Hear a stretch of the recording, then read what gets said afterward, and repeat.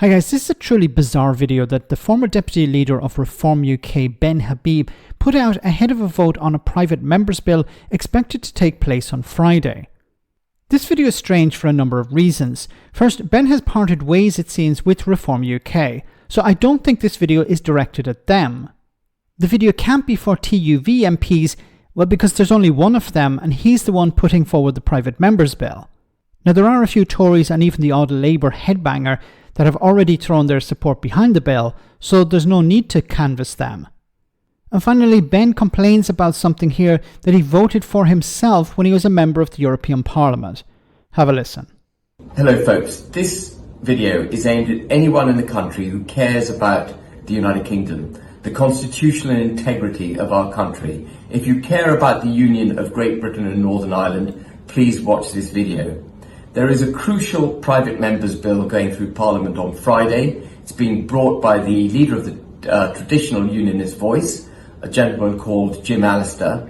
And the essence of the bill is to remove the Irish Sea border that broke the union of Great Britain and Northern Ireland. You might recall that the withdrawal agreement signed by Boris Johnson effectively left Northern Ireland behind in the European Union. Okay, Northern Ireland is not part of the European Union, and Ben Habib voted for this when he was a member of the European Parliament.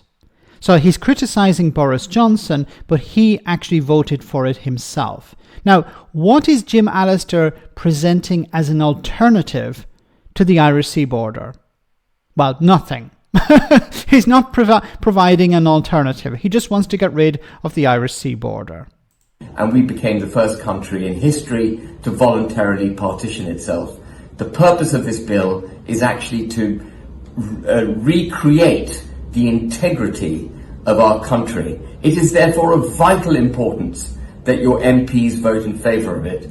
And what I would ask is that you write to your MP, whoever your local MP is, insisting that they attend Parliament, attend the Commons on Friday, and that they support this bill. And if you would like help writing such a letter, you can get it at www.restoretheunion.co.uk. I'll repeat that, www.restoretheunion.co.uk. Please get in touch with your MP, write to your MP. It's all clear on the website the address of which I've just given you. And please make sure that, as best you can, they turn up in the Commons and vote in favour of this bill on Friday. It's of critical importance to the integrity of our country. We must be the union of Great Britain and Northern Ireland if we are to be the United Kingdom.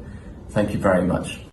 Okay, so once again, who is this message for? Because if it's to MPs who are already on board, well, there's no need to canvass them. But if you're reaching out to maybe Labour MPs who had not already signed up to this or supported this private members' bill, well, what if Keir Starmer whips the party to vote against this?